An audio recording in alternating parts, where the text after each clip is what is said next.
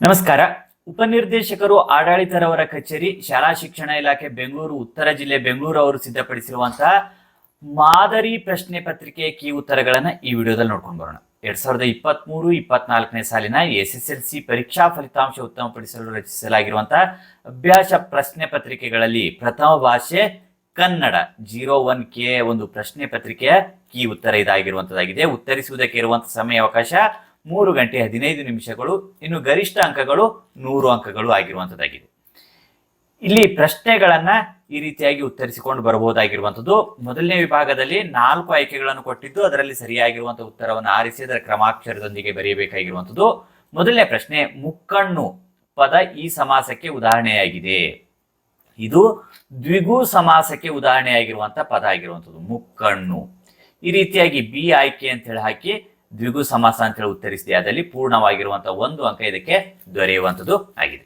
ಇನ್ನು ಎರಡನೇ ಪ್ರಶ್ನೆ, ಅನೇಕ ಉಪವಾಕ್ಯಗಳು ಒಂದು ಪ್ರಧಾನ ವಾಕ್ಯಕ್ಕೆ ಅಧೀನವಾಗಿದ್ದಾಗ ಉಪವಾಕ್ಯಗಳು ಮುಗಿದಾಗಲೆಲ್ಲ ಬಳಸುವ ಲೇಖನ ಚಿಹ್ನೆ ಇದು ಅಂತ ಹೇಳಿ ಕೇಳಿರುವಂಥದ್ದು. ಬಳಸುವಂತ ಲೇಖನ ಚಿಹ್ನೆ ಅರ್ಧ ವಿರಾಮ ಚಿಹ್ನೆ ಆಗಿರುವಂಥದ್ದು ಆಗಿದೆ. ಇನ್ನು ಮೂರನೇ ಪ್ರಶ್ನೆ, ಹಳೆಗನ್ನಡ ಸಪ್ತಮಿ ವಿಭಕ್ತಿ ಪ್ರತ್ಯಯವಿದು. ಓಳ್ ಅನ್ನುವುದು ಇದರಲ್ಲಿ ಓಳ್ ಅನ್ನುವುದು ಹಳೆಗನ್ನಡ ಸಪ್ತಮಿ ವಿಭಕ್ತಿ ಪ್ರತ್ಯಯವಾಗಿರುವಂಥದ್ದು ಆಗಿದೆ.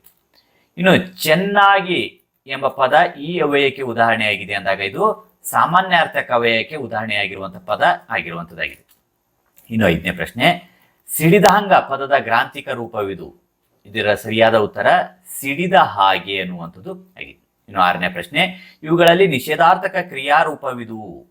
ಇದು ಮಾಡದು, ಬಿ ಆಯ್ಕೆ ಮಾಡದು ಅನ್ನೋದು ನಿಷೇಧಾರ್ಥಕ ಕ್ರಿಯಾರೂಪವಿರುವಂಥದ್ದು ಆಗಿದೆ. ಇನ್ನು ಎರಡನೇ ವಿಭಾಗದಲ್ಲಿ ಮೊದಲೆರಡು ಪದಗಳಿಗಿರುವ ಸಂಬಂಧದಂತೆ ಮೂರನೇ ಪದಕ್ಕೆ ಸರಿ ಹೊಂದುವಂತಹ ಸಂಬಂಧಿ ಪದವನ್ನು ಆರಿಸಿ ಬರೀಬೇಕಾಗಿರುವಂತದ್ದಾಗಿದೆ. ಇಲ್ಲಿ ಏಳನೇ ಪ್ರಶ್ನೆ, ಕವಿ ಅನ್ನೋದಕ್ಕೆ ಕಬ್ಬಿಗ ಆದ್ರೆ ದೃಷ್ಟಿ ಅನ್ನೋದಕ್ಕೆ ದೆಟ್ಟಿ ಆಗುವಂಥದ್ದು ಆಗಿದೆ. ಈ ರೀತಿಯ ಸರಿಯಾಗಿ ಉತ್ತರಿಸಿದೆ ಅದರಲ್ಲಿ 1 ಅಂಕ ದೊರೆಯುವಂಥದ್ದು ಆಗಿದೆ. ಎಂಟನೇ ಪ್ರಶ್ನೆ, ಸ್ವರಗಳು 13 ಇರುವಂಥದ್ದು, ಹಾಗೆ ಯೋಗವಾಹಗಳು ಇರುವಂಥದ್ದು 2 ಅಂತ ಹೇಳಿ ಉತ್ತರಿಸಬೇಕಾಗಿರುವಂಥದ್ದು. ಇನ್ನು 9ನೇ ಪ್ರಶ್ನೆ, ಬಳಿ ಅಂದ್ರೆ ದಾರಿ. ಇನ್ನು ಪೆರೆ ಅಂದ್ರೆ ಚಂದ್ರ. ಇನ್ನು ಮೈದೋರು ಅನ್ನೋದು ಆದೇಶ ಸಂಧಿ ಆದ್ರೆ ಸಂಪನ್ನರಾದ ಅನ್ನೋದಕ್ಕೆ ಉತ್ತರಿಸಬೇಕಾಗಿರುವಂಥದ್ದು ಲೋಪ ಸಂಧಿಯಾಗಿ ಉತ್ತರಿಸಬೇಕಾಗಿರುವಂಥದ್ದು ಆಗಿದೆ. ಇನ್ನು ಮೂರನೇ ವಿಭಾಗದಲ್ಲಿ ಒಂದೊಂದು ವಾಕ್ಯದಲ್ಲಿ ಉತ್ತರಿಸಬೇಕಾಗಿರುವಂತಹ ಪ್ರಶ್ನೆಗಳನ್ನು ಕೇಳಿರುವಂತದ್ದಾಗಿದೆ. 11ನೇ ಪ್ರಶ್ನೆ, ಧರ್ಮಾಧಿಕಾರಣರು ಏಕೆ ವಿಸ್ಮಯ ಹೊಂದಿದರು? ಉತ್ತರ, ದುಷ್ಟಬುದ್ಧಿಯು ವಟವೃಕ್ಷವೇ ಸಾಕ್ಷಿ ಎಂದು ಹೇಳಿದ್ದನ್ನು ಕೇಳಿ ಧರ್ಮಾಧಿಕಾರಣರು ವಿಸ್ಮಯ ಹೊಂದಿದರು. ಇನ್ನು 12ನೇ ಪ್ರಶ್ನೆ, ಸುಕುಮಾರ ಸ್ವಾಮಿಗೆ ಯಾವ ಪಟ್ಟವನ್ನು ಕಟ್ಟಲಾಯಿತು? ಸುಕುಮಾರ ಸ್ವಾಮಿಗೆ ಸೆಟ್ಟಿಯ ಪಟ್ಟವನ್ನು ಕಟ್ಟಲಾಯಿತು. ಇನ್ನು 13ನೇ ಪ್ರಶ್ನೆ, ಶ್ರೀರಾಮನಿಗೆ ಸಮರ್ಪಿಸಲು ಶಬರಿ ಏನನ್ನು ಸಂಗ್ರಹಿಸಿದಳು? ಶ್ರೀರಾಮನಿಗೆ ಸಮರ್ಪಿಸಲು ಶಬರಿ ಪರಿಮಳದ ಹೂವು, ಮಧುಪರ್ಕ ಮತ್ತು ರುಚಿಕರವಾದ ಹಣ್ಣು ಹಂಪಲು ಸಂಗ್ರಹಿಸಿದ್ದಳು. 14ನೇ ಪ್ರಶ್ನೆ, ವೆಸ್ಟ್ ಮಿನಿಸ್ಟರ್ ಅಬೆ ಯಾರ ಸ್ಮಾರಕವಾಗಿದೆ? ವೆಸ್ಟ್ ಮಿನಿಸ್ಟರ್ ಅಬೆ ದಿವಂಗತರಾದ ಸಂತರ, ಸಾರ್ವಭೌಮರ ಹಾಗೂ ಕವಿಪುಂಗವರ ಸ್ಮಾರಕವಾಗಿದೆ. ಇನ್ನು 15ನೇ ಪ್ರಶ್ನೆ, ನಿಮಗೆ ನಮಸ್ಕರಿಸಿ ಹೋಗಲು ಬಂದೇನಷ್ಟೇ ಎಂದು ದುರ್ಯೋಧನ ಯಾರಿಗೆ ಹೇಳುವನು? ನಿಮಗೆ ನಮಸ್ಕರಿಸಿ ಹೋಗಲು ಬಂದೇನಷ್ಟೇ ಎಂದು ದುರ್ಯೋಧನನು ಭೀಷ್ಮನಿಗೆ ಹೇಳುವನು.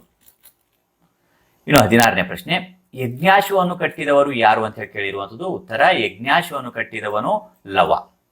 17ನೇ ಪ್ರಶ್ನೆ, ರಾಜಕೀಯ ಸ್ವಾತಂತ್ರ್ಯದ ಮಹತ್ವವೇನು ಅಂತ ಹೇಳಿ ಕೇಳಿರುವಂಥದ್ದು. ರಾಜಕೀಯ ಸ್ವಾತಂತ್ರ್ಯದ ಮಹತ್ವ ಎಂದರೆ ಆಯ್ಕೆಯಾದ ವ್ಯಕ್ತಿಗೆ ಶಾಸನಗಳನ್ನು ರಚಿಸುವುದರಲ್ಲಿ, ಸರ್ಕಾರಗಳ ಸ್ಥಾಪನೆ, ವಿಸರ್ಜನೆಗಳಲ್ಲಿ ಪಾಲು ಇರುವ ಹಕ್ಕಿನಲ್ಲಿ ಎಂದು ಹೇಳಬಹುದು. ಇನ್ನು 4ನೇ ವಿಭಾಗದಲ್ಲಿ 3-4 ವಾಕ್ಯಗಳಲ್ಲಿ ಉತ್ತರಿಸಬೇಕಾಗಿರುವಂತಹ ಪ್ರಶ್ನೆಗಳಿರುವಂಥದ್ದು. ಪ್ರತಿಯೊಂದು ಸರಿ ಉತ್ತರಕ್ಕೆ ಇಲ್ಲಿ 2 ಅಂಕಗಳು ದೊರೆಯುವಂಥದ್ದು ಆಗಿದೆ. 18ನೇ ಪ್ರಶ್ನೆ, ಗುರುಪದೇಶವು ಯಾರಿಗೆ ಮೆಚ್ಚುಗೆಯಾಗುವುದಿಲ್ಲ, ಯಾಕೆ ತಿಳಿಸಿ ಅಂತ ಹೇಳಿ ಕೇಳಿರುವಂಥದ್ದು. ಉತ್ತರ, ಮೂರ್ಖರು ಮತ್ತು ರಾಜಮನೆತನದಲ್ಲಿ ಹುಟ್ಟಿದವರಿಗೆ ಗುರುಪದೇಶವು ಮೆಚ್ಚುಗೆ ಆಗುವುದಿಲ್ಲ. ಏಕೆಂದರೆ ಮೂರ್ಖನ ಕಿವಿಗೆ ಅದು ಒಂದು ಹೊರೆ. ಅಂಥವರ ಕಿವಿಯೊಳಗೆ ಹಿತವಚನ ಹೊಕ್ಕಾಗ ತಿಳಿನೀರು ಹೊಕ್ಕಂತೆ ಸಂಕಟ ಪಟ್ಟುಕೊಳ್ಳುತ್ತಾರೆ. ರಾಜರ ಮನೆತನದಲ್ಲಿ ಹುಟ್ಟಿದರೆ ಸಾಕು, ಅಹಂಕಾರದಿಂದ ಅವರ ಕಿವಿ ಕಿವುಡಾಗಿ ಬಿಡುತ್ತದೆ. ಎಂಥ ಉಪದೇಶವೂ ಅವರ ಕಿವಿಗೆ ನಾಟುವುದಿಲ್ಲ. ತನಗೆ ಉಪದೇಶಿಸಬೇಕಾದ್ದು ಏನೂ ಉಳಿದಿಲ್ಲ ಎನ್ನುವಂತಹ ಭಾವ ಹೊಂದಿರುವುದರಿಂದ ಗುರುಪದೇಶವು ಇವರಿಗೆ ಮೆಚ್ಚುಗೆ ಆಗುವುದಿಲ್ಲ. ಈ ರೀತಿಯಾಗಿ ಉತ್ತರಿಸಿದೆ ಅದರಲ್ಲಿ 2 ಅಂಕಗಳು ಪೂರ್ಣವಾಗಿ ದೊರೆಯುವಂಥದ್ದಾಗಿದೆ. ಇನ್ನು 19ನೇ ಪ್ರಶ್ನೆ, ಗುರುಪದೇಶದ ಗುಣಗಳನ್ನು ಪಟ್ಟಿ ಮಾಡಿ ಅಂತ ಹೇಳಿ ಕೇಳಿರುವಂಥದ್ದು. ಗುರುಪದೇಶ ಎಂದರೆ ಜನರ ಒಳ ಹೊರಗಣ ಕೊಳೆಗಳನ್ನು ತೊಳೆದು ಬಿಡುವ ನೀರಿಲ್ಲದ ಮೀಹ ಅಥವಾ ಸ್ವಾನ, ತಲೆ ನೆರೆಯದೆ ಮೈ ಸುಕ್ಕುಗಟ್ಟಿಯದೆ ಮೂಡುವ ಮುಪ್ಪು, ಬೊಜ್ಜು ಬೆಳೆಯದೆ ಬರುವ ಗುರುತ್ವ, ಬಂಗಾರವಿಲ್ಲದೆ ಮಾಡಿದ ಬೆಲೆ ಬಾಳುವ ಕಿವಿಯೋಲೆ, ಪಂಜು ಇಲ್ಲದೆ ಬೆಳಗುವ ಬೆಳಕು, ಉದ್ವೇಗ ಭರಿಸದ ಜಾಗರಣೆ. ಇನ್ನು 20ನೇ ಪ್ರಶ್ನೆ, ಅರಸ ವೃಷಭಾಂಕನು ಆಶ್ಚರ್ಯಗೊಳ್ಳಲು ಕಾರಣವೇನು? ಒಂದು ದಿನ ರತ್ನದೀಪದಿಂದ ಬಂದ ವ್ಯಾಪಾರಿಯೊಬ್ಬ 1,00,000 ದೀನಾರುಗಳ ಬೆಲೆಯುಳ್ಳ ಸರ್ವರತ್ನ ಕಂಬಳಿಗಳನ್ನು ತಂದು ಉಜ್ಜೇನಿ ಅರಸನಾದ ವೃಷಭಾಂಕನಿಗೆ ತೋರಿಸಿದಾಗ ಅವನು ಅದರ ಬೆಲೆಯನ್ನು ಕೇಳಿಕೊಳ್ಳಲಾಗದೆ ಹಿಂದಕ್ಕೆ ಕಳಿಸಿದನು. ಆಗ ಆ ವ್ಯಾಪಾರಿಯು ಆ ರತ್ನ ಕಂಬಳಿಗಳನ್ನು ಯಶೋಭದ್ರೆಗೆ ತೋರಿಸಿದಾಗ ಅವಳು 1,00,000 ದಿನಾರಗಳನ್ನು ಕೊಟ್ಟು ಕೊಂಡುಕೊಂಡು ಅದನ್ನು 32 ತುಂಡುಗಳಾಗಿ ಮಾಡಿ ತನ್ನ ಸೊಸೆಯಂದರಿಗೆ ಹಂಚಿಕೊಟ್ಟಳು. ಅವಳ ಸೊಸೆಯರು ಅವುಗಳನ್ನು ತಮ್ಮ ಪಾದರಕ್ಷೆಗಳಿಗೆ ಹಾಕಿಕೊಂಡರು. ಇದನ್ನು ಕೇಳಿ ಉಜ್ಜೇನಿ ಅರಸ ವೃಷಭಾಂಕನು ಆಶ್ಚರ್ಯಗೊಂಡನು. ಇನ್ನು 21ನೇ ಪ್ರಶ್ನೆ, ಸುಕುಮಾರ ಸ್ವಾಮಿ ಹೇಗೆ ಸುಖಭೋಗಗಳನ್ನು ಅನುಭವಿಸುತ್ತಿದ್ದನು? ಸುಕುಮಾರ ಸ್ವಾಮಿಯು ಅತ್ಯಂತ ರೂಪಲಾವಣ್ಯ ಸೌಭಾಗ್ಯ ಕಾಂತಿಯಿಂದ ಕೂಡಿದ ಯುವಕನಾಗಿದ್ದನು. ಅವನಿಗೆ 32 ಲತಾಗ್ರಹಗಳಲ್ಲಿ ಅತ್ಯಂತ ರೂಪ ಲಾವಣ್ಯ ಸೌಭಾಗ್ಯ ಕಾಂತಿ ಹಾವಭಾವ ವಿಲಾಸ ಸೌಂದರ್ಯಗಳಿಗೆ ಒಡತಿಯರಾದ ದೇವಲೋಕದ ಅಪ್ಸರೆಯನ್ನು ಹೋಲುವಂತ 32 ಜನ ದಿವ್ಯರಾದ ಹೆಂಡತಿಯರೂ ಇದ್ದರು. ಅವನ ಮನೋರಂಜನೆಗಾಗಿ 32 ನೃತ್ಯಾಂಗನೆಯರು ನಾಟ್ಯವನ್ನು ಮಾಡುತ್ತಿದ್ದರು. ಅವನ ಬಳಿ 32 ಕೋಟಿ ಚಿನ್ನ ಪಂಚರತ್ನಗಳು ಇದ್ದವು. ಇವುಗಳಿಂದ ಸುಕುಮಾರ ಸ್ವಾಮಿಯು ಸುಖಭೋಗಗಳನ್ನು ಅನುಭವಿಸುತ್ತಿದ್ದರು. ಇನ್ನು 22ನೇ ಪ್ರಶ್ನೆ, ಪಾರ್ಥ ಭೀಮರ ಬಗೆಗೆ ದುರ್ಯೋಧನನ ಅಭಿಪ್ರಾಯವೇನು? ತನ್ನ ಪ್ರೀತಿಯ ಬಂಟನಾದ ಕರ್ಣನನ್ನು ಪ್ರೀತಿಯ ತಮ್ಮನಾದ ದುಶ್ಯಾಸನನ್ನು ಕೊಂದ ಅರ್ಜುನ ಭೀಮರನ್ನು ಕೊಲ್ಲುವ ತನಕ ಸಂಧಿಯನ್ನು ಮಾಡಿಕೊಳ್ಳುವುದಿಲ್ಲ ಎಂಬುದೇ ದುರ್ಯೋಧನನ ಅಭಿಪ್ರಾಯವಾಗಿದೆ. ಇನ್ನು 23ನೇ ಪ್ರಶ್ನೆ, ಪರಶುರಾಮನು ಮಣ್ಣಿನ ಪಾತ್ರೆಯಲ್ಲಿ ಅರ್ಘ್ಯವನ್ನು ಕೊಡಲು ಕಾರಣವೇನು ಅಂತ ಹೇಳಿ ಕೇಳಿರೋದು. ಪರಶುರಾಮನು ತನ್ನ ಆಸ್ತಿಯನ್ನು ಬೇಡಿದವರಿಗೆ ಕೊಟ್ಟಿದ್ದನು. ಭೂಮಂಡಲವನ್ನು ಗುರುವಿಗೆ ಕೊಟ್ಟಿದ್ದನು. ಈಗ ಅವನ ಬಳಿ ಒಂದು ಅಡಕೆಯೂ ಇರಲಿಲ್ಲ, ಚಿನ್ನದ ಪಾತ್ರೆಯೂ ಇರಲಿಲ್ಲ. ಆದುದರಿಂದ ಪರಶುರಾಮನು ದ್ರೋಣರಿಗೆ ಮಣ್ಣಿನ ಪಾತ್ರೆಯಲ್ಲಿ ಅರ್ಘ್ಯವನ್ನು ಕೊಟ್ಟನು. ಇನ್ನು 24ನೇ ಪ್ರಶ್ನೆ, ಭಗತ್ ಸಿಂಗನ ಕುಟುಂಬದ ಸದಸ್ಯರಿಗೆ ಬಹಳ ಆತಂಕವಾಗಿತ್ತು, ಏಕೆ?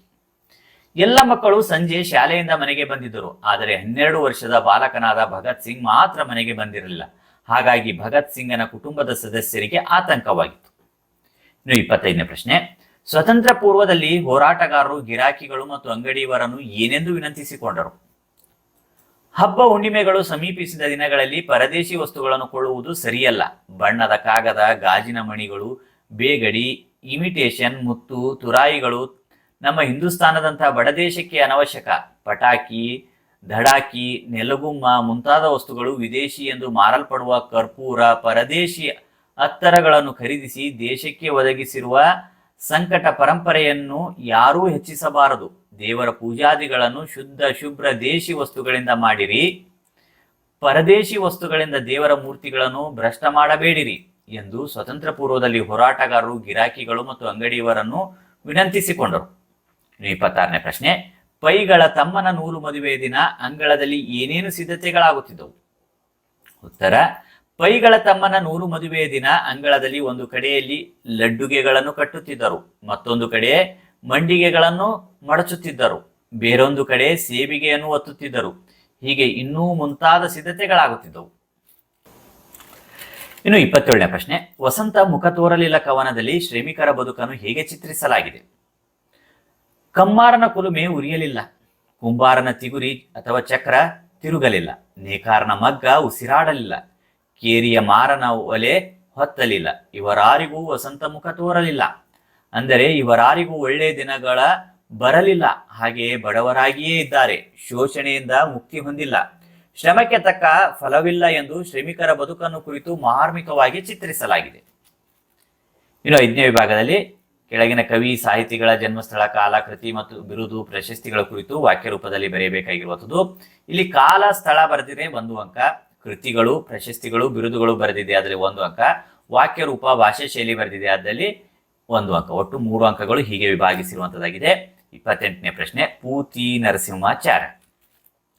ಪೂತಿನ ಕಾವ್ಯನಾಮದಿಂದ ಪ್ರಸಿದ್ಧರಾಗಿರುವ ಪುರೋಹಿತ್ ತಿರುನಾರಾಯಣಯ್ಯಂಗಾರ್ಯ ನರಸಿಂಹಾಚಾರ್ಯ ಇವರು ಕ್ರಿಸ್ತ ಶಕ 1905ರಲ್ಲಿ ಮಂಡ್ಯ ಜಿಲ್ಲೆಯ ಮೇಲುಕೋಟೆ ಎಂಬ ಊರಿನಲ್ಲಿ ಜನಿಸಿದ್ದಾರೆ.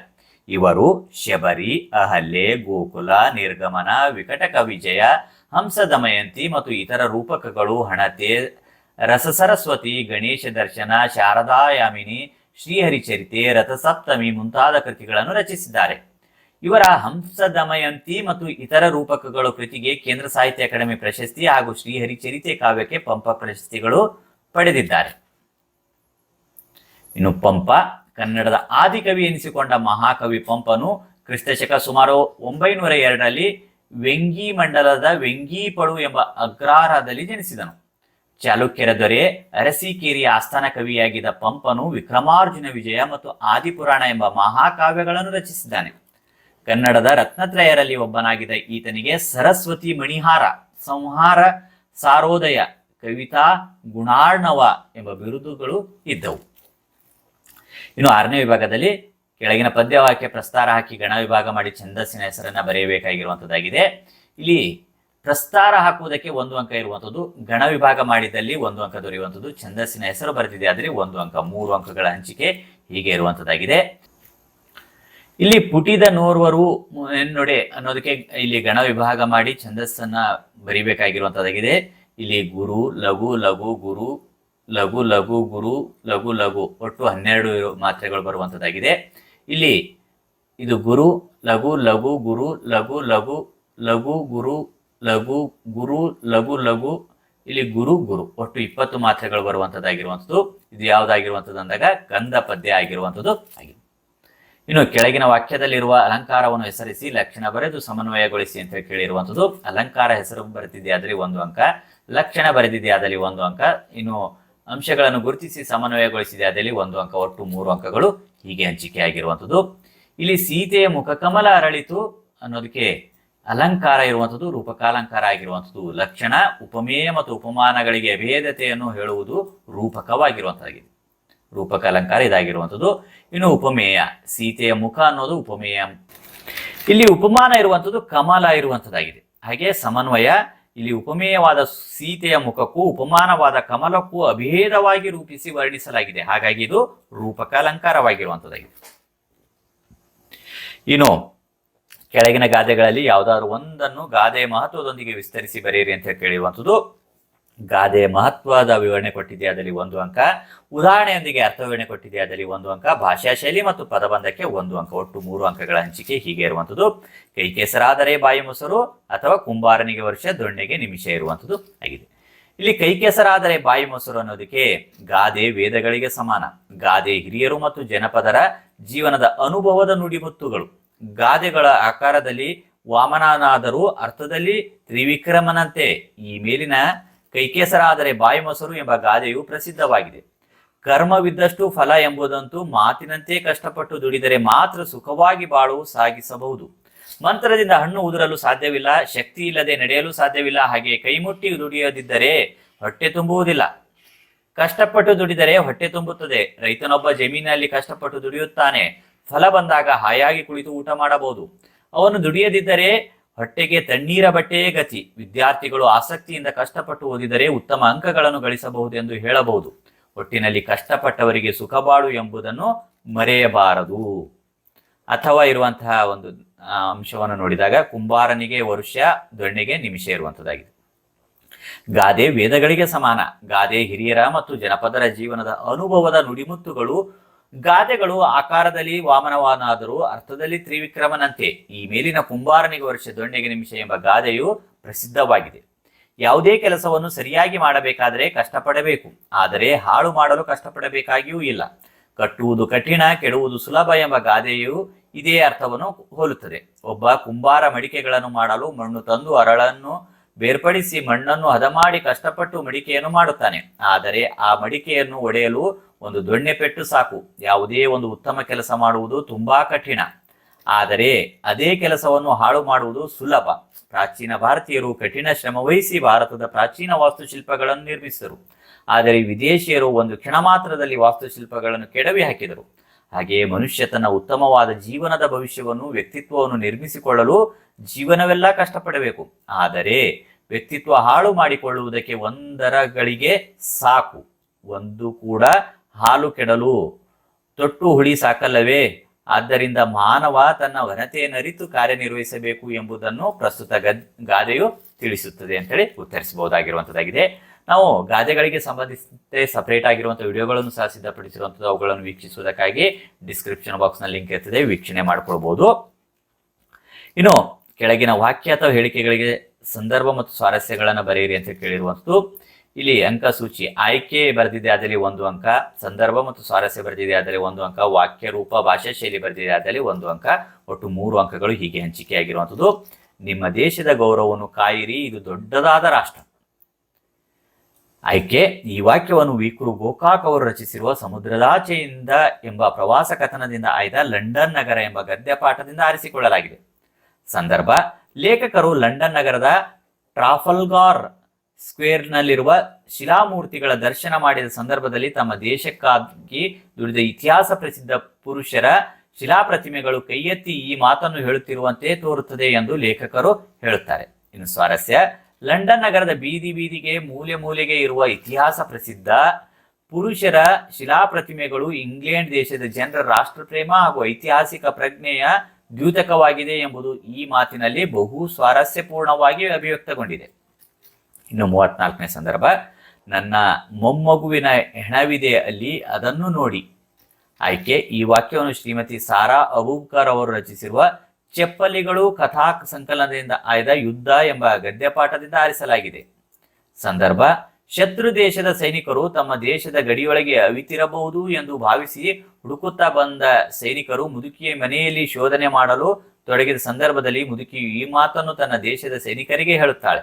ಸ್ವಾರಸ್ಯ ಯುದ್ಧದಿಂದಾಗಿ ತನ್ನ ಮೊಮ್ಮಗನನ್ನು ಉಳಿಸಿಕೊಳ್ಳಲು ಸಾಧ್ಯವಾಗದೆ ಹೋದುದರಿಂದ ದುಃಖಿತಗೊಂಡ ಮುದುಕಿಯು ಹೇಳುವ ಈ ಮಾತುಗಳು ಯುದ್ಧದಿಂದಾಗುವ ಅನಾಹುತಗಳ ಪರಂಪರೆಯನ್ನು ವ್ಯಂಗ್ಯ ಧ್ವನಿಯಾಗಿ ಅಭಿವ್ಯಕ್ತಪಡಿಸುತ್ತದೆ. ಇನ್ನು 35ನೇ ಪ್ರಶ್ನೆ ಪೊನ್ನನೆಲ್ಲಮಂ ನೀನೇ ಕೊಂಡೆ. ಆಯ್ಕೆ ಈ ಮಾತನ್ನು ಕವಿ ದುರ್ಗಸಿಂಹ ರಚಿಸಿರುವ ಕರ್ನಾಟಕ ಪಂಚತಂತ್ರ ಕೃತಿಯಿಂದ ಆಯ್ದ ವೃಕ್ಷಸಾಕ್ಷಿ ಎಂಬ ಗದ್ಯಪಾಠದಿಂದ ಆರಿಸಲಾಗಿದೆ. ಸಂದರ್ಭ ದುಷ್ಟಬುದ್ಧಿಯು ಧರ್ಮಬುದ್ಧಿಯನ್ನು ಮೋಸಗೊಳಿಸಿ ಹೂತಿಟ್ಟ ಹೊನ್ನನ್ನೆಲ್ಲವನ್ನು ತೆಗೆದುಕೊಂಡು ಗುಳಿಯನ್ನು ಮೊದಲಿನಂತೆ ಮುಚ್ಚಿ ತಾನೇ ಧರ್ಮಬುದ್ಧಿಯ ಹತ್ತಿರ ಬಂದು ಖರ್ಚಿಗೆ ಹೊನ್ನು ಇಲ್ಲ, ಸ್ವಲ್ಪ ಹೊನ್ನನ್ನು ತೆಗೆದುಕೊಳ್ಳೋಣ ಬಾ ಎಂದು ಜೊತೆಯಲ್ಲಿ ಕರೆದುಕೊಂಡು ಹೋಗಿ ಹೂತಿಟ್ಟ ಸ್ಥಳದಲ್ಲಿ ಹೊನ್ನನ್ನು ಕಾಣದೇ ಇದ್ದ ಸಂದರ್ಭದಲ್ಲಿ ಈ ಮಾತನ್ನು ಹೇಳುತ್ತಾನೆ. ಇನ್ನು ಸ್ವಾರಸ್ಯ ದುಷ್ಟಬುದ್ಧಿಯು ಇನ್ನು ಮಾತನಾಡದಿದ್ದರೆ ಅಪವಾದವು ತನ್ನ ಮೇಲೆ ಬರುವುದೆಂದು ಹೊನ್ನೆಲ್ಲವನ್ನು ನೀನೇ ತೆಗೆದುಕೊಂಡಿದ್ದೀಯಾ ಎಂದು ಕವಿ ಸ್ವಾರಸ್ಯಪೂರ್ಣವಾಗಿ ವರ್ಣಿಸುತ್ತಾನೆ. ಇನ್ನು 36ನೇ ಸಂದರ್ಭ ಸಾರ್ವಭೌಮರ ನೆತ್ತಿಯ ಕುಕ್ಕಿ. ಆಯ್ಕೆ ಈ ವಾಕ್ಯವನ್ನು ಕವಿ ಅಂಬಿಕಾತನಯ ದತ್ತ ಎಂಬ ಕಾವ್ಯನಾಮದಿಂದ ಪ್ರಸಿದ್ಧರಾದ ಶ್ರೀ ದ.ರಾ. ಬೇಂದ್ರೆ ಅವರು ರಚಿಸಿರುವ ಗರಿ ಎಂಬ ಕವನ ಸಂಕಲನದಿಂದ ಆಯ್ದ ಹಕ್ಕಿ ಹಾರುತ್ತಿದೆ ನೋಡಿದಿರಾ ಎಂಬ ಪದ್ಯ ಭಾಗದಿಂದ ಆರಿಸಲಾಗಿದೆ. ಸಂದರ್ಭ ಕವಿ ದ.ರಾ. ಬೇಂದ್ರೆಯವರ ಕಾಲದ ಗತಿಯನ್ನು ಹಾರುವ ಹಕ್ಕಿಗೆ ಸಮೀಕರಿಸಿ ವರ್ಣಿಸುವ ಸಂದರ್ಭದಲ್ಲಿ ಕಾಲಪಕ್ಷಿಯ ಸಾರ್ವಭೌಮರೆಂದು ಮೆರೆಯುತ್ತಿದ್ದ ಸಾಮ್ರಾಟರ ನೆತ್ತಿಯನ್ನು ಕುಕ್ಕಿ ಅವರ ಅಹಂಕಾರವನ್ನು ಮೆಟ್ಟಿ ನಿಂತಿದೆ ಎಂಬ ಈ ಮಾತನ್ನು ಹೇಳುತ್ತಾರೆ. ಸ್ವಾರಸ್ಯ ಕಾಲದ ಗತಿಯಲ್ಲಿ ವೈಭವದಿಂದ ಅಹಂಕಾರದಿಂದ ಮೆರೆದ ಸಾರ್ವಭೌಮರೆಲ್ಲರೂ ನಾಮಾವಶೇಷವಾಗಿದ್ದಾರೆ ಎಂಬುದನ್ನು ಈ ಮಾತಿನಲ್ಲಿ ಸ್ವಾರಸ್ಯಪೂರ್ಣವಾಗಿ ವರ್ಣಿಸಲಾಗಿದೆ. ಇನ್ನು 37ನೇ ಪ್ರಶ್ನೆ ಹಸುರಾದುದು ಕವಿಯಾತ್ಮಮು. ಆಯ್ಕೆ ಈ ವಾಕ್ಯವನ್ನು ಕುವೆಂಪು ಎಂಬ ಕಾವ್ಯನಾಮದಿಂದ ಪ್ರಸಿದ್ಧರಾದ ಕುಪ್ಪಳ್ಳಿ ವೆಂಕಟಪ್ಪ ಪುಟ್ಟಪ್ಪ ಅವರು ರಚಿಸಿರುವ ಪಕ್ಷಕಾಸಿ ಕವನ ಸಂಕಲನದಿಂದ ಆಯ್ದ ಹಸುರು ಎಂಬ ಕವನದಿಂದ ಆರಿಸಲಾಗಿದೆ. ಸಂದರ್ಭ ಕುವೆಂಪು ಅವರು ಕುಪ್ಪಳ್ಳಿಯ ಕವಿ ಶೈಲಿಯಲ್ಲಿ ಅಶ್ವಯುಜ ಮಾಸದ ನವರಾತ್ರಿಯಲ್ಲಿ ಕುಳಿತು ಆನಂದದಿಂದ ಸವಿದ ಪ್ರಕೃತಿಯ ಹಚ್ಚ ಹಸಿರಿನ ಸೌಂದರ್ಯದ ನವರಾತ್ರಿಯಲ್ಲಿ ಮಾಡುವ ಸಂದರ್ಭದಲ್ಲಿ ಈ ಮಾತು ಬಂದಿದೆ. ಸ್ವಾರಸ್ಯ ಅಶ್ವಯುಜ ಮಾಸದ ನವರಾತ್ರಿಯಲ್ಲಿ ಮಲೆನಾಡಿನ ಹಚ್ಚ ಹಸಿರಿನ ನೋಟ ಕವಿಯ ಆತ್ಮವನ್ನು ಹಸಿರಾಗಿಸಿ ಶಾಂತವಾಗಿಸಿ ಆನಂದಾನುಭೂತಿಯನ್ನು ಅನುಭವಿಸುತ್ತಿತ್ತು ಎಂಬುದನ್ನು ಈ ನುಡಿ ಭಾವಪೂರ್ಣವಾಗಿ ಅಭಿವ್ಯಕ್ತಪಡಿಸುತ್ತದೆ. ಇನ್ನು 38ನೇ ಪ್ರಶ್ನೆ ತನ್ನ ಮಾತೆಯಂ ಸರ್ವಜನ್ಮಂ ಬಂಜೇನಂದಿರ್ದುಪು. ಆಯ್ಕೆ ಈ ವಾಕ್ಯವನ್ನು ಕವಿ ಲಕ್ಷ್ಮೀಶನು ರಚಿಸಿರುವ ಜೈಮಿನಿ ಭಾರತ ಮಹಾಕಾವ್ಯದಿಂದ ಆಯ್ದ ವೀರಲವ ಎಂಬ ಪದ್ಯಭಾಗದಿಂದ ಆರಿಸಲಾಗಿದೆ. ಸಂದರ್ಭ ಲವನು ತನ್ನ ಆಶ್ರಮದ ತೋಟವನ್ನು ಧ್ವಂಸ ಮಾಡಿ ಶ್ರೀರಾಮನ ಯಜ್ಞಾಶ್ವದ ಹಣೆಯಲ್ಲಿದ್ದ ಪಟ್ಟಿಯ ಬರಹವನ್ನು ಓದಿ ಅದನ್ನು ಕಟ್ಟಿ ಹಾಕಲು ನಿರ್ಧರಿಸಿದ ಸಂದರ್ಭದಲ್ಲಿ ಈ ಮಾತನ್ನು ಹೇಳುತ್ತಾನೆ. ಸ್ವಾರಸ್ಯ ಕ್ಷತ್ರಿಯನಾದ ವೀರಲವನು ಬಾಲಕನಾದರೂ ಹೆದರದೆ ಕುದುರೆಯನ್ನು ಕಟ್ಟಲು ನಿರ್ಧರಿಸಿ ತನ್ನ ವೀರತ್ವವನ್ನು ಪ್ರದರ್ಶಿಸುವುದು ವೀರ ಕ್ಷತ್ರಿಯ ವಂಶದಿಂದ ಬಂದ ತನ್ನ ತಾಯಿಗೂ ಅವಮಾನ ಎಂಬುದು ಈ ಮಾತಿನಲ್ಲಿ ಸ್ವಾರಸ್ಯಪೂರ್ಣವಾಗಿ ಅಭಿವ್ಯಕ್ತಗೊಂಡಿದೆ. ಇನ್ನು ಕೆಳಗಿನ ಪದ್ಯ ಭಾಗವನ್ನು ಪೂರ್ಣಗೊಳಿಸಿ ಬರೆಯಿರಿ ಅಂತ ಕೇಳಿರುವಂಥದ್ದು. ಇಲ್ಲಿ ಪ್ರತಿಯೊಂದು ಸಾಲಿಗೆ ಒಂದೊಂದು ಅಂಕದಂತೆ ಒಟ್ಟು 4 ಅಂಕಗಳು ಇಲ್ಲಿ ಇರುವಂತದ್ದಾಗಿದೆ. ಈ ಒಂದು ಪದ್ಯವನ್ನ ಈ ರೀತಿಯಾಗಿ ನೀವು ರಚಿಸಿಕೊಂಡು ಬರಬಹುದಾಗಿರುವಂಥದ್ದು. ನೋಡಿ, ಮೊದಲನೇ ಪದ್ಯ ಮತ್ತು ಎರಡನೇ ಪದ್ಯ ಇಲ್ಲಿ ಈ ರೀತಿಯಾಗಿ 4 ಸಾಲುಗಳಿರುವಂಥದ್ದು. ಕಲುಷಿತವಾದಿ ನದಿ ಜಲಗಳಿಗೆ ಮುಂಗಾರಿನ ಮಳೆಯಾಗೋಣ, ಬರಡಾಗಿರುವೆ ಕಾಡು ಮೇಡುಗಳ ವಸಂತವಾಗುತ್ತಾ ಮುಟ್ಟೋಣ ಅಂತ ಹೇಳಿರುವಂಥದ್ದು. ಇನ್ನು ಅಥವಾ ಮತಗಳೆಲ್ಲವೂ ಪಥಗಳು ಎನ್ನುವ ಹೊಸ ಎಚ್ಚರದೋಳು ಬದುಕೋಣ, ಭಯ ಸಂಶಯದೋಳು ಕಂದಿದ ಕಣ್ಣೋಳು ನಾಳಿನ ಕನಸನ್ನು ಬಿತ್ತೋಣ ಅಂತ ಹೇಳಿ ಬರೆದು ಬುದ್ಧಿಯಾದಲ್ಲಿ ಪೂರ್ಣವಾಗಿರುವಂತಹ ಅಂಕಗಳು ದೊರೆಯುವಂಥದ್ದು. ಇನ್ನು ಕೆಳಗಿನ ಪದ್ಯ ಭಾಗವನ್ನು ಓದಿ ಅರ್ಥ ಮಾಡಿಕೊಂಡು ಅಡಕವಾಗಿರೋ ಮೌಲ್ಯನ ಆಧರಿಸಿ ಸಾರಾಂಶವನ್ನು ಬರೀಬೇಕಾಗಿರುವಂಥದ್ದು. ವಿಷಯಾಂಶಕ್ಕೆ 3 ಅಂಕ. ಇನ್ನು ಅಡಕಗೊಂಡ ಮೌಲ್ಯವನ್ನು ಗುರುತಿಸುವುದು, ಪದಬಂಧ ಮತ್ತು ಭಾಷಾ ಶೈಲಿಗೆ 1 ಅಂಕ. ಒಟ್ಟು 4 ಅಂಕಗಳು ಇಲ್ಲಿರುವಂಥದ್ದು. ಇಲ್ಲಿ ಕೊಟ್ಟಿರುವಂತಹ ಪದ್ಯವನ್ನ ನೀವು ಗಮನಿಸಿ ಈ ಒಂದು ಪದ್ಯ ಭಾಗವನ್ನ ಅರ್ಥ ಮಾಡಿಕೊಂಡು ಈ ರೀತಿಯಾಗಿ ಉತ್ತರಿಸಿಕೊಂಡು ಬರಬಹುದಾಗಿರುವಂಥದ್ದು. ಈ ಚರಣವನ್ನು ಕುಮಾರವ್ಯಾಸ ಎಂದು ಪ್ರಸಿದ್ಧನಾದ ಗದುಗಿನ ನಾರಣಪ್ಪನು ರಚಿಸಿರುವ ಕರ್ನಾಟ ಭಾರತ ಕಥಾಮಂಜರಿ ಎಂಬ ಮಹಾಕಾವ್ಯದಿಂದ ಆಯ್ದ ಕೌರವೇಂದ್ರನ ಕೊಂದೇ ನೀನು ಎಂಬ ಪದ್ಯ ಭಾಗದಿಂದ ಆರಿಸಲಾಗಿದೆ. ಕರ್ಣನು ಕೃಷ್ಣನಿಗೆ ನಾನು ರಾಜ್ಯದ ಸಿರಿ ಸಂಪತ್ತಿಗೆ ಸೋಲುವವನಲ್ಲ, ಪಾಂಡವರು ಕೌರವರು ಸೇವೆಯನ್ನು ಮಾಡುವುದು ನನಗೆ ಇಷ್ಟವಿಲ್ಲ, ಆದರೆ ನನ್ನನ್ನು ಕಾಪಾಡಿದ ಒಡೆಯನಾದ ದುರ್ಯೋಧನನಿಗೆ ಶತ್ರುಗಳ ಶಿರವನ್ನು ಕಡಿದು ತಂದು ಒಪ್ಪಿಸುವ ಆವೇಶದಲ್ಲಿ ಇದ್ದೇನು. ಆದರೆ ನೀನು ನನ್ನ ಜನ್ಮ ರಹಸ್ಯವನ್ನು ತಿಳಿಸಿ ದುರ್ಯೋಧನನ ಕೊಂದೇ ಎಂದನು. ಅಸಾಮಾನ್ಯನು, ಶೌರ್ಯಕ್ಕೆ, ದಾನಕ್ಕೆ, ಉದಾತ್ತತೆಗೆ, ಕರುಣೆಗೆ ಹೆಸರಾಗಿದ್ದ ಕರ್ಣನಿಗೆ ವಿಧಿಯು ಎಂಥ ಸಂಕಟವನ್ನು ಉಂಟು ಮಾಡಿತು ಹಾಗೂ ಅವನ ಸ್ವಾಮಿ ನಿಷ್ಠೆಯ ಮುಂದೆ ಶ್ರೀಕೃಷ್ಣನ ಪ್ರಲೋಭನೆ ಹೇಗೆ ವ್ಯರ್ಥಗೊಂಡಿತು ಎಂಬುದು ಈ ಪದ್ಯದ ಆಶಯವಾಗಿದೆ. ನಿರ್ದಿಷ್ಟ ಗುರಿ ಸಾಧನೆಗೆ ವಿವಿಧ ಭಾವನಾತ್ಮಕ ತಡೆಗೋಡೆಗಳು ಉದಿಸಿದರೂ ಅದನ್ನು ಮೀರಿ ಸಾಗುವ ಛಲವನ್ನು ಹೊಂದಿರಬೇಕು ಎಂಬ ಮೌಲ್ಯಯುತ ಸಂದೇಶವು ಈ ಪದ್ಯ ಭಾಗದಲ್ಲಿ ವ್ಯಕ್ತವಾಗಿದೆ. ಇನ್ನು ಕೆಳಗಿನ ಪ್ರಶ್ನೆಗಳಿಗೆ 8 ಅಥವಾ 10 ವಾಕ್ಯಗಳಲ್ಲಿ ಉತ್ತರ ಬರೆಯಿರಿ ಅಂತ ಕೇಳಿರುವಂಥದ್ದು. 4 ಅಂಕದ ಪ್ರಶ್ನೆಗಳಿರುವಂಥದ್ದು. ಅಂಶಗಳನ್ನು ಆಧರಿಸಿ ಪಠ್ಯಾಂಶಕ್ಕೆ 3 ಅಂಕ, ಪದಬಂಧ ಮತ್ತು ಭಾಷಾ ಶೈಲಿಗೆ 1 ಅಂಕ, ಒಟ್ಟು 4 ಅಂಕಗಳು ಇಲ್ಲಿ ಈ ರೀತಿಯಾಗಿ ವಿಭಾಗಿಸಿರುವಂಥದ್ದಾಗಿದೆ. 41ನೇ ಪ್ರಶ್ನೆ, ನಾಲ್ವಡಿ ಕೃಷ್ಣರಾಜ ಒಡೆಯರ ಕಾಲದಲ್ಲಿ ಮಾದರಿ ಮೈಸೂರು ರಾಜ್ಯ ಹೇಗಾಯಿತು ವಿವರಿಸಿ ಅಂತ ಕೇಳಿರುವಂಥದ್ದು.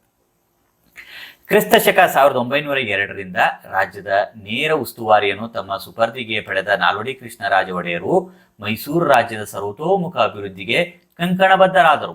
ಇವರು ಕ್ರಿಸ್ತಶಕ 1907ರಲ್ಲಿ ನ್ಯಾಯ ವಿಧಾಯಕ ಸಭೆಯನ್ನು ಸ್ಥಾಪಿಸಿದರು. ಇದು ಪ್ರಜಾಪ್ರತಿನಿಧಿ ಸಭೆಯಲ್ಲಿ ಮಂಡಿಸಿದ ಎಲ್ಲ ವಿಷಯಗಳನ್ನು ವಿಮರ್ಶಿಸುವ ಅಧಿಕಾರವನ್ನು ಹೊಂದಿತು.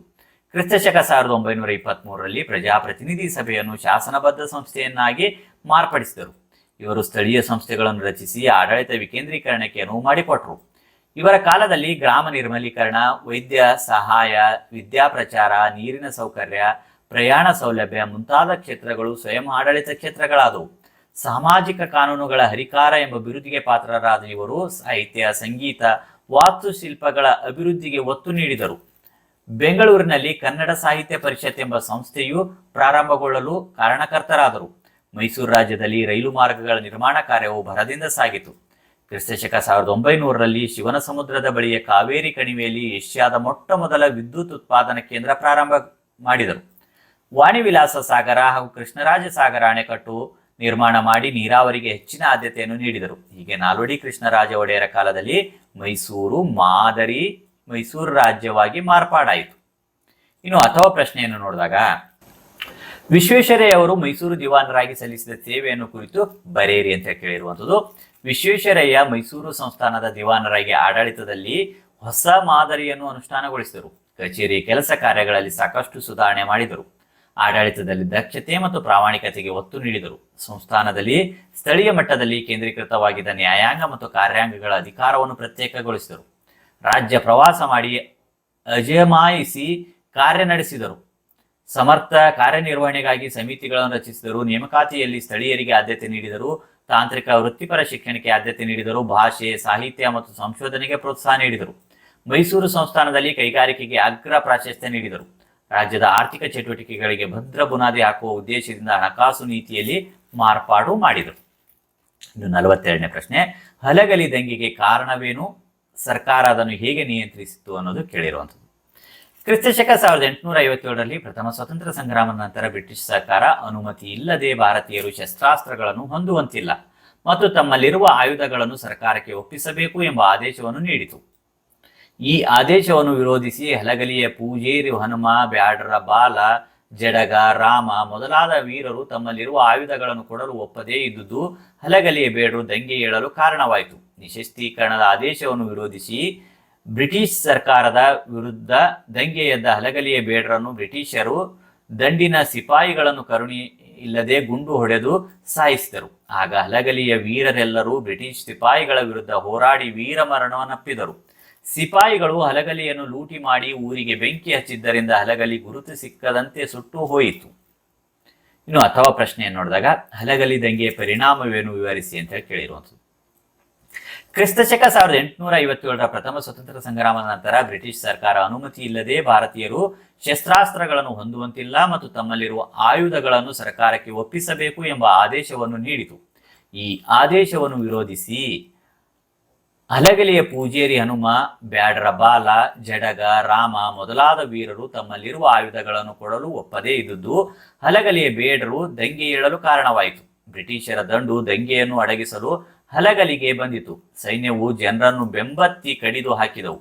ಜನರ ಮೇಲೆ ಕರುಣೆ ಇಲ್ಲದಂತೆ ಗುಂಡು ಹಾರಿಸಿತು. ಹಲಗಲಿಯ ಪೂಜೇರಿ ಹನುಮ, ಬ್ಯಾಡರ ಬಾಲ, ಜಡಗ, ರಾಮ ಮೊದಲಾದ ವೀರರು ಹೋರಾಡಿ ವೀರಮರಣವನ್ನು ಹೊಂದಿದರು. ಬ್ರಿಟಿಷರ ಸೈನಿಕರು ಕೊಡಲಿ, ಕೋರೆ, ಕುಡ, ಕಬ್ಬಿಣ, ಮೊಸರು, ಬೆಣ್ಣೆ, ಹಾಲು, ಉಪ್ಪು, ಎಣ್ಣೆ, ಅರಿಶಿನ, ಜೀರಿಗೆ, ಅಕ್ಕಿ, ಸಕ್ಕರೆ, ಬೆಲ್ಲ, ಗಂಗಳ ಚೆರಿಗೆ, ಮಂಗಳಸೂತ್ರ ಎಲ್ಲವನ್ನು ಲೂಟಿ ಮಾಡಿ ಊರಿಗೆ ಬೆಂಕಿ ಇಟ್ಟು ಬೂದಿ ಮಾಡಿದರು. ಹಲಗಲಿಯು ಗುರುತಿಸಲಾಗದಷ್ಟು ಸಂಪೂರ್ಣ ನಾಶವಾಯಿತು.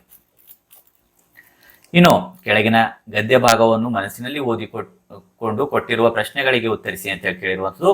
ಈ ಒಂದು ಗದ್ಯ ಭಾಗವನ್ನು ಓದಿಕೊಂಡಾದ ನಂತರ ಇಲ್ಲಿ 2 ಪ್ರಶ್ನೆಗಳನ್ನು ಕೊಟ್ಟಿರುವಂಥದ್ದಾಗಿದೆ. ಪ್ರಶ್ನೆಗಳು: ವಿಜ್ಞಾನಿಗಳು ಯಾವ ರೀತಿಯಾಗಿ ವೈರುಧ್ಯ ಭಾವನೆಗಳನ್ನು ವ್ಯಕ್ತಪಡಿಸುತ್ತಾರೆ ಅಂತ ಹೇಳಿ ಕೇಳಿರುವಂಥದ್ದು. ಇನ್ನು ನೀತಿ ಆಧಾರಿತ ವಿಶ್ವಧರ್ಮ ಯಾವಾಗ ರೂಪಿತವಾಗಬಲ್ಲದು ಅನ್ನೋದು ಪ್ರಶ್ನೆ ಇರುವಂಥದ್ದಾಗಿದೆ. ಈ 2 ಪ್ರಶ್ನೆಗಳಿಗೆ ಸರಿಯಾಗಿ ಉತ್ತರಿಸಿದೆ ಆದಲ್ಲಿ ಪ್ರತಿಯೊಂದು ಸರಿ ಉತ್ತರಕ್ಕೆ 2 ಅಂಕ ಅಂತೆ ಒಟ್ಟು 4 ಅಂಕಗಳು ಇಲ್ಲಿರುವಂಥದ್ದು. ವಿಜ್ಞಾನಿಗಳು ಹಲವಾರು ಸಂದರ್ಭಗಳಲ್ಲಿ ಪರಸ್ಪರ ವೈರುಧ್ಯದ ಮನೋಭಾವವನ್ನು ವ್ಯಕ್ತಪಡಿಸುತ್ತಾರೆ. ಅವರು ಪ್ರಯೋಗಶಾಲೆಯಲ್ಲಿ ತಮ್ಮ ಹೆಚ್ಚಿನ ವಿಚಾರ ಶಕ್ತಿಯನ್ನು ವೈಜ್ಞಾನಿಕ ಮನೋಭಾವವನ್ನು ಪ್ರದರ್ಶಿಸುತ್ತಾರೆ. ಆದರೆ ನಿಜ ಜೀವನದಲ್ಲಿ ಅವರ ಯೋಚನಾ ಶಕ್ತಿ ರಜೆ ತೆಗೆದುಕೊಂಡಿದೆಯೋ ಎಂಬಂತೆ ವರ್ತಿಸುತ್ತಾರೆ.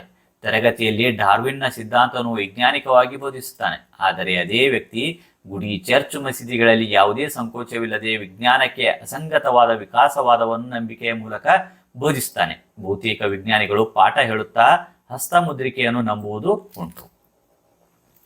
ಇನ್ನು ನಮ್ಮ ದೇಶ ನೂರಾರು ವರ್ಷಗಳಿಂದ ಎದುರಿಸುತ್ತಿರುವ ಜಟಿಲವಾದ ಸಮಸ್ಯೆಗಳನ್ನು ಸಹ ವೈಜ್ಞಾನಿಕ ಮಾರ್ಗಗಳಿಂದ ಪರಿಹರಿಸಲು ಸಾಧ್ಯವಿದೆ. ನಮ್ಮ ಸಮಾಜ ಎದುರಿಸುತ್ತಿರುವ ಜಾತಿಯಂತಹ ಸಾಮಾಜಿಕ ಪಿಡುಗುಗಳ ಪರಿಹಾರವು ಸಹ ವಿಜ್ಞಾನ ಮತ್ತು ವೈಜ್ಞಾನಿಕ ಮನೋಭಾವಗಳಿಂದ ಸಾಧ್ಯ.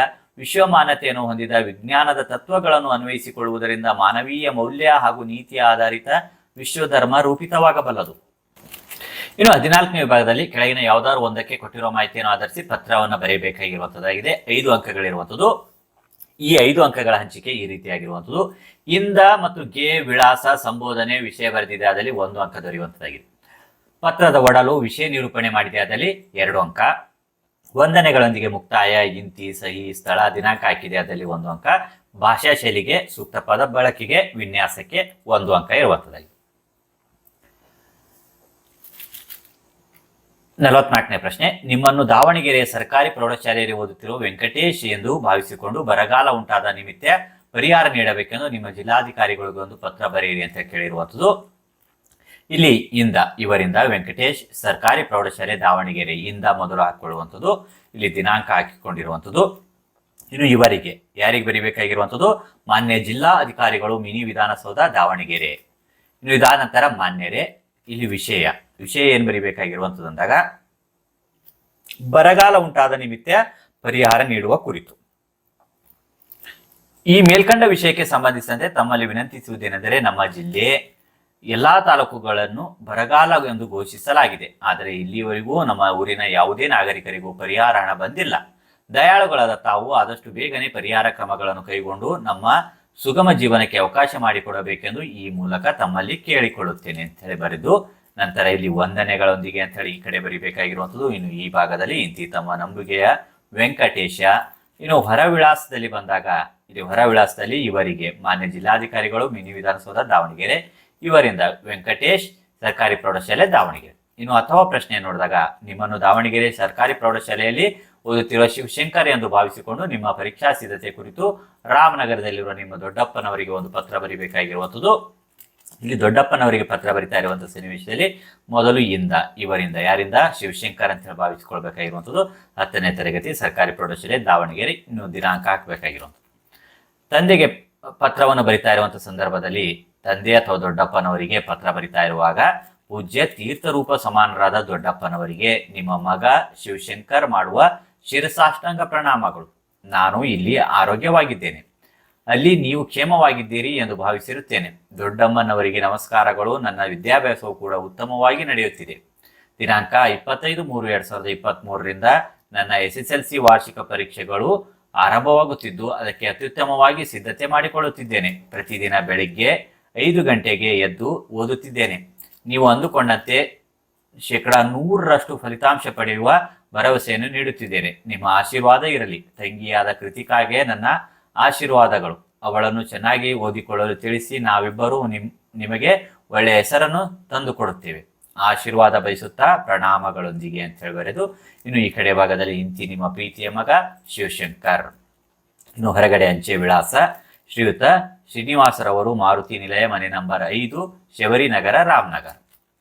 ಇನ್ನು ಇದಾದ ನಂತರ ಕೆಳಗಿನ ಯಾವುದಾದ್ರೂ ಒಂದು ವಿಷಯವನ್ನು 15 ಅಂಶಗಳಿಗೆ ಅಥವಾ ವಾಕ್ಯಗಳಿಗೆ ಕಡಿಮೆ ಇಲ್ಲದಂತೆ ಪ್ರಬಂಧ ಬರೆಯಿರಿ ಅಂತ ಕೇಳಿರುವಂಥದ್ದು. ಇಲ್ಲಿ ಅಂಕಗಳ ಹಂಚಿಕೆ: ಪ್ರಸ್ತಾವನೆ, ಪೀಠಿಕೆ, ವಿಷಯ ಪ್ರವೇಶ ಮಾಡಿದೆ ಅದರಲ್ಲಿ 1 ಅಂಕ, ಒಡಲು, ಸಮರ್ಥ ವಿವರಣೆಯೊಂದಿಗೆ ವಿಷಯಕ್ಕೆ 2 ಅಂಕ ಇರುವಂಥದ್ದು, ಉಪಸಂಹಾರ, ಮುಕ್ತಾಯ, ವಿಷಯ ಸಮಾಪ್ತಿಗೆ 1 ಅಂಕ ವಿಭಾಗ ಮಾಡಿರುವಂಥದ್ದು. ಇನ್ನು ಭಾಷಾ ಶೈಲಿಗೆ ಸೂಕ್ತ ಪದಬಂಧಕ್ಕೆ 1 ಅಂಕ. ಒಟ್ಟು 5 ಅಂಕಗಳ ಹಂಚಿಕೆ ಈ ರೀತಿಯಾಗಿ ಬರುವಂಥದ್ದು. 45ನೇ ಪ್ರಶ್ನೆ, ರಾಷ್ಟ್ರೀಯ ಭಾವೈಕ್ಯತೆ. ಮೊದಲು ಪೀಠಿಕೆ: ಭಾರತವು ಒಂದು ಜಾತ್ಯತೀತ ರಾಷ್ಟ್ರ. ನಮ್ಮ ದೇಶವು ಪ್ರಜಾಪ್ರಭುತ್ವ ತಳಹದಿಯ ಮೇಲೆ ರೂಪಿತವಾಗಿದೆ. ನಮ್ಮ ದೇಶದಲ್ಲಿ ಅನೇಕ ಧರ್ಮಗಳು, ಭಾಷೆಗಳು, ವೇಷಭೂಷಣಗಳು, ಆಹಾರ ಪದ್ಧತಿಗಳು, ಆಚರಣೆಗಳು, ಸಂಸ್ಕೃತಿಗಳು ಕಂಡುಬರುತ್ತವೆ. ವಿವಿಧತೆಯಲ್ಲಿ ಏಕತೆ ಎಂಬುದು ನಮ್ಮ ದೇಶದ ಪರಂಪರೆಯಾಗಿದೆ. ಇನ್ನು ವಿಷಯ ನಿರೂಪಣೆ: ಈ ರೀತಿಯ ಬಹುಮುಖಿ ಸಂಸ್ಕೃತಿಯನ್ನುಳ್ಳ ಈ ದೇಶದಲ್ಲಿ ಏಕತೆಯನ್ನು ಮೂಡಿಸುವುದು ಸವಾಲಿನ ಕಾರ್ಯವಾಗಿದೆ. ಆದರೆ ನಮ್ಮ ಸಂಸ್ಕೃತಿಯ ಪರಮತ ಸಹಿಷ್ಣುತೆಯನ್ನು ವೇದ ಕಾಲದಿಂದಲೂ ಬೋಧಿಸಿಕೊಂಡು ಬಂದಿರುವುದರಿಂದ ಸಹಬಾಳ್ವೆ ಮಾಡುವುದು ಇಂದು ಎಲ್ಲರಿಗೂ ಸಾಧ್ಯವಾಗಿದೆ. ವಸುದೈವ ಕುಟುಂಬಕಂ ಸರ್ವೇ ಜನಾ ಸುಖಿನೋ ಭವಂತು ಎಂಬುದು ನಮ್ಮ ನಾಡಿನ ಧ್ಯೇಯವಾಗಿದೆ. ಆದರೂ ಅಲ್ಲಲ್ಲಿ ಭಿನ್ನತೆ ಮಾತುಗಳು ಆಗಾಗ ಕೇಳಿ ಬಂದು ದೇಶದ ಶಾಂತಿಯನ್ನು ಕದಡುವ ಕಾರ್ಯವನ್ನು ಮಾಡುತ್ತಿರುವುದು ದುರ್ದೈವದ ಸಂಗತಿಯಾಗಿದೆ. ಧರ್ಮಗಳ ನಡುವೆ ಭೇದ ಭಾವನೆಯನ್ನು ತೋರುವುದು, ಜಾತಿಯ ಹೆಸರಿನಲ್ಲಿ ಮೇಲು ಕೀಳು ಭಾವನೆಯನ್ನು ಮೂಡಿಸುವುದು, ಭಾಷೆಯಿಂದ ಜನರನ್ನು ವರ್ಗೀಕರಿಸುವುದು ಮೊದಲಾದ ದುಷ್ಕೃತ್ಯಗಳನ್ನು ಕಾಣಬಹುದು. ಇದರಿಂದ ಸಹಿಷ್ಣುತೆ ಮನೋಭಾವ ಜನರಲ್ಲಿ ಮೂಡುತ್ತದೆ. ಆದರೆ ನಾವು ಇವುಗಳನ್ನು ಹೋಗಲಾಡಿಸಲು ಕಂಕಣಬದ್ಧರಾಗಬೇಕು. ರಾಷ್ಟ್ರೀಯ ಹಬ್ಬಗಳ ಆಚರಣೆಗಳ ಮೂಲಕ ಜನರನ್ನು ಜಾಗೃತಿಗೊಳಿಸಬೇಕು. ರಾಷ್ಟ್ರಧ್ವಜ, ರಾಷ್ಟ್ರಗೀತೆಯ ಬಗ್ಗೆ ಅಭಿಮಾನ ಮೂಡಿಸಬೇಕು. ಎಲ್ಲ ಧರ್ಮಗಳ ಸಾರವು ಒಂದೇ ಎಂಬುದನ್ನು ಅರಿತರೆ ಧಾರ್ಮಿಕ ಸಹಿಷ್ಣುತೆಗೆ ಅವಕಾಶ ಇರುವುದಿಲ್ಲ. ನಾವೆಲ್ಲರೂ ಭಾರತ ಮಾತೆಯ ಮಕ್ಕಳು ಎಂಬ ಭಾವ ಮೂಡಿದಾಗ ಜಾತಿ, ಮತ, ಭಾಷೆಗಳ ಭೇದ ಭಾವಕ್ಕೆ ಅವಕಾಶ ಇರುವುದಿಲ್ಲ. ದೇಶ ಪ್ರೇಮವನ್ನು ಮನದಲ್ಲೂ ಮೂಡಿಸಿಕೊಳ್ಳಬೇಕು. ರಾಷ್ಟ್ರೀಯ ಭಾವೈಕ್ಯತೆಗೆ ಭಂಗ ತರದಂತ ದುಷ್ಟಶಕ್ತಿಗಳನ್ನು ಗುರುತಿಸಿ ಅವರ ವಿರುದ್ಧ ಕಾನೂನು ರೀತಿಯ ಕ್ರಮ ಕೈಗೊಂಡು ಉಗ್ರವಾದ ಶಿಕ್ಷೆಯನ್ನು ನೀಡಬೇಕು. ರಾಷ್ಟ್ರೀಯ ಭಾವೈಕ್ಯವನ್ನು ಕಾಪಾಡುವತ್ತ ನಮ್ಮ ನಡೆ ಇರಬೇಕು. ಇನ್ನು ಉಪಸಂಹಾರದಲ್ಲಿ ಶಾಲಾ ಕಾಲೇಜುಗಳಲ್ಲಿ ರಾಷ್ಟ್ರೀಯ ಭಾವೈಕ್ಯತೆಯನ್ನು ಉಂಟು ಮಾಡುವ ಕಾರ್ಯಕ್ರಮಗಳನ್ನು ನಡೆಸುವುದರ ಮೂಲಕ ಬಾಲಕರಲ್ಲಿ, ಯುವಕರಲ್ಲಿ ದೇಶಾಭಿಮಾನ ಮೂಡಿಸುವ ಕಾರ್ಯವನ್ನು ಮಾಡಬೇಕು. ರಾಷ್ಟ್ರೀಯ ಹಬ್ಬಗಳ ಆಚರಣೆಯನ್ನು ವೈಭವದಿಂದ ನಡೆಸಬೇಕು. ನಾವೆಲ್ಲರೂ ಭಾರತೀಯರು, ನಾವೆಲ್ಲರೂ ಒಂದೇ ಎಂಬ ಮನೋಭಾವದಿಂದ ದೇಶ ಪ್ರೇಮವನ್ನು ಬೆಳೆಸಿಕೊಳ್ಳಬೇಕು. ಆಗ ಮಾತ್ರ ರಾಷ್ಟ್ರೀಯ ಭಾವೈಕ್ಯವನ್ನು ಕಾಪಾಡುವುದು ಸಾಧ್ಯ ಎಂಬುದು ನನ್ನ ಅಭಿಪ್ರಾಯವಾಗಿದೆ ಅಂತೇಳಿ ಉತ್ತರಿಸಬಹುದಾಗಿರುವಂಥದ್ದು. ಇನ್ನು ಅಥವಾ ಪ್ರಶ್ನೆಯ ಉತ್ತರವನ್ನು ನೋಡಿದಾಗ ಸಾಮಾಜಿಕ ಪಿಡುಗುಗಳು. ಇದಕ್ಕೆ ಪ್ರಸ್ತಾವನೆ: ಸಮಾಜದ ಪ್ರಗತಿಗೆ ಅಥವಾ ವ್ಯಕ್ತಿಯ ವ್ಯಕ್ತಿತ್ವದ ವಿಕಾಸಕ್ಕೆ ಅಡ್ಡಿಯನ್ನು ಉಂಟು ಮಾಡುವ ಶಕ್ತಿಗಳನ್ನು ಸಾಮಾಜಿಕ ಪಿಡುಗುಗಳು ಎನ್ನುವರು. ತಲೆತಲಾಂತರದಿಂದ ಸಮಾಜಕ್ಕೆ ಅಂಟಿಕೊಂಡು ಬಂದ ಸಾಮಾಜಿಕ ಪಿಡುಗುಗಳಿವೆ. ಜಾತೀಯತೆ, ವರದಕ್ಷಿಣೆ, ಸ್ತ್ರೀ ಶೋಷಣೆ, ಅಸ್ಪೃಶ್ಯತೆ, ಮಾದಕ ವಸ್ತುಗಳ ಸೇವನೆ, ಜೀತ ಪದ್ಧತಿ, ಬಾಲಕಾರ್ಮಿಕ ಪದ್ಧತಿ, ಮೂಢನಂಬಿಕೆಗಳು ಇತ್ಯಾದಿ ಇವೆಲ್ಲವೂ ನಮ್ಮ ಸಮಾಜದಲ್ಲಿ ಬೇರು ಬಿಟ್ಟಿವೆ ಹಾಗೂ ಯಾವ ಶಾಸನಕ್ಕೂ ಜಗ್ಗದಿವೆ. ಇವುಗಳಿಂದ ಸಾಮಾಜಿಕ ಸ್ವಾಸ್ಥ್ಯ ಕೆಟ್ಟು ಹೋಗುತ್ತದೆ. ಇವುಗಳು ಒಂದು ಸುಂದರ ನಾಗರಿಕ ಸಮಾಜ ನಿರ್ಮಾಣಕ್ಕೆ ಅಡ್ಡಿಯಾಗಿವೆ. ಇನ್ನು ವಿಷಯ ನಿರೂಪಣೆ. ಜಾತೀಯತೆಯಿಂದ ಮೇಲು ಕೀಳು ಭಾವನೆಯುಂಟಾಗಿ ಜನರಲ್ಲಿ ದ್ವೇಷ, ಅಸೂಯೆ, ಅಶಾಂತಿ ಮೂಡಿ ದೇಶದ ಅಭಿವೃದ್ಧಿಗೆ ಮಾರಕವಾಗಿ ಪರಿಣಮಿಸಿದೆ. ವರದಕ್ಷಿಣೆ ಎಂದರೆ ಮದುವೆ ಸಮಯದಲ್ಲಿ ಹೆಣ್ಣು ಹೆತ್ತವರು ಮದುವೆ ಗಂಡಿಗೆ ಕೊಡಬೇಕಾದ ದಕ್ಷಿಣೆ. ವರದಕ್ಷಿಣೆಯನ್ನು ಮೊದಲು ಹೆಣ್ಣು ಹೆತ್ತವರು ಪ್ರೀತಿಯಿಂದ ಕೊಡುತ್ತಿದ್ದರು. ಕೊಡಲೇಬೇಕೆಂಬ ಒತ್ತಾಯವಿರಲಿಲ್ಲ. ಆದರೆ ಈಗ ಕಾಲ ಬದಲಾಗಿದೆ. ವರದಕ್ಷಿಣೆ ಕೊಡುವುದು ಕಡ್ಡಾಯ ಎನ್ನುವಂತೆ ಆಗಿದೆ. ನಮ್ಮ ದೇಶದಲ್ಲಿ ಸ್ತ್ರೀ ಶೋಷಣೆಯು ಅವ್ಯಾಹತವಾಗಿ ನಡೆಯುತ್ತಿದೆ. ಸ್ತ್ರೀ ಭ್ರೂಣ ಹತ್ಯೆ, ದೇವದಾಸಿ ಪದ್ಧತಿ, ವೇಶ್ಯಾವಾಟಿಕೆ, ಅತ್ಯಾಚಾರಗಳಿಂದ ಹೆಣ್ಣು ಮಕ್ಕಳ ಬದುಕು ದುರ್ಭರವಾಗುತ್ತಿದೆ. ಅಸ್ಪೃಶ್ಯತೆ ಭಾರತಕ್ಕೆ ಅಂಟಿದ ಶಾಪ. ಇದನ್ನು ಆಚರಿಸುವುದು ಮಹಾಪರಾಧ. ಮಾದಕ ವಸ್ತುಗಳ ಸೇವನೆಯಿಂದ ಇಂದಿನ ಯುವಜನಾಂಗ ದಾರಿ ತಪ್ಪುತ್ತಿದೆ. ಮದ್ಯಪಾನ, ಧೂಮಪಾನ, ಮಾದಕ ಪದಾರ್ಥಗಳ ಸೇವನೆ, ದುಶ್ಚಟಗಳಿಂದ ಸಮಾಜದ ಶಾಂತಿಗೆ ಭಂಗ ಉಂಟಾಗುತ್ತಿದೆ. ಜೀತ ಪದ್ಧತಿಯಿಂದ ವ್ಯಕ್ತಿಯ ಶೋಷಣೆಯಾಗಿ ಸ್ವಾಭಿಮಾನಕ್ಕೆ ಧಕ್ಕೆಯನ್ನುಂಟು ಮಾಡುತ್ತದೆ. ಬಾಲಕಾರ್ಮಿಕ ಪದ್ಧತಿಯಿಂದ ಅನೇಕ ಮಕ್ಕಳು ತಮ್ಮ ಸುಂದರ ಬಾಲ್ಯವನ್ನು ಕಳೆದುಕೊಂಡು ಶೋಷಣೆಗೆ ಈಡಾಗುತ್ತಿದ್ದಾರೆ. ಮೂಢನಂಬಿಕೆಗಳು ಜನಸಾಮಾನ್ಯರ ಮಾನಸಿಕ ಶಾಂತಿಯನ್ನು ಕದಡುತ್ತಿವೆ. ಹೀಗೆ ಅನೇಕ ಸಾಮಾಜಿಕ ಪಿಡುಗುಗಳು ಸಮಾಜದ ಅಭಿವೃದ್ಧಿಯನ್ನು ಕುಂಠಿತಗೊಳಿಸುತ್ತಿವೆ. ಇನ್ನು ಉಪಸಂಹಾರ. ನಾವು ಸಾಮಾಜಿಕ ಪಿಡುಗುಗಳ ವಿರುದ್ಧ ಹೋರಾಡುವ ಮನೋಭಾವನೆಯನ್ನು ಬೆಳೆಸಿಕೊಳ್ಳಬೇಕು. ಸಾಮಾಜಿಕ ಪಿಡುಗುಗಳಿಂದಾಗುವ ಅನಾಹುತಗಳ ಬಗ್ಗೆ ಜನರಲ್ಲಿ ಜಾಗೃತಿಯನ್ನು ಮೂಡಿಸಬೇಕು. ಸರ್ಕಾರವು ಸಾಮಾಜಿಕ ಪಿಡುಗುಗಳನ್ನು ಹೋಗಲಾಡಿಸಲು ಜಾರಿಗೆ ತಂದಿರುವ ಕಾಯ್ದೆ ಕಾನೂನುಗಳ ಬಗ್ಗೆ ಅರಿವನ್ನು ಪಡೆದುಕೊಳ್ಳಬೇಕು. ಪ್ರತಿಯೊಬ್ಬರಿಗೂ ಸಮಾನ ಶಿಕ್ಷಣ ದೊರೆಯುವಂತೆ ಅವಕಾಶ ಮಾಡಿಕೊಡಬೇಕು. ಸರ್ವಧರ್ಮ ಸಮಾನತೆ, ಜಾತ್ಯತೀತೆ, ಮಾನವೀಯ ಮೌಲ್ಯಗಳನ್ನು ನಮ್ಮದಾಗಿಸಿಕೊಂಡಾಗ ಮಾತ್ರ ಸಾಮಾಜಿಕ ಪಿಡುಗುಗಳನ್ನು ಹೋಗಲಾಡಿಸಲು ಸಾಧ್ಯ ಎಂಬುದು ನನ್ನ ಅಭಿಪ್ರಾಯವಾಗಿದೆ. ಈ ರೀತಿಯಾಗಿ ಇಲ್ಲಿ ಬರೆದುಕೊಂಡು ಬರಬಹುದಾಗಿರುವಂಥದ್ದಾಗಿದೆ. ಈ ವಿಡಿಯೋ ನಿಮಗೆ ಇಷ್ಟ ಆದಲ್ಲಿ ಲೈಕ್ ಮಾಡಿ. ಪಾಸಿಂಗ್ ಪ್ಯಾಕೇಜ್ನ ವಿಡಿಯೋಗಳು ವೀಕ್ಷಿಸಬೇಕೆಂದಲ್ಲಿ ಡಿಸ್ಕ್ರಿಪ್ಷನ್ ಬಾಕ್ಸ್ನಲ್ಲಿ ಲಿಂಕ್ ಇರ್ತಿದೆ. ಅವುಗಳನ್ನು ಸಹ ಒಂದು ಬಾರಿ ವೀಕ್ಷಿಸಿ ಅಭ್ಯಾಸ ಮಾಡಿಕೊಳ್ಬಹುದಾಗಿರುವಂಥದ್ದು. ಮತ್ತು ಈ ವಿಡಿಯೋ ನಿಮ್ಮ ಸ್ನೇಹಿತರಿಗೂ ಸಹ ಶೇರ್ ಮಾಡಿ. ಮತ್ತೆ ಮುಂದಿನ ಭಾಗದಲ್ಲಿ ಇನ್ನಷ್ಟು ಮಾಹಿತಿಗಳೊಂದಿಗೆ ಭೇಟಿಯಾಗೋಣ. ಧನ್ಯವಾದಗಳು.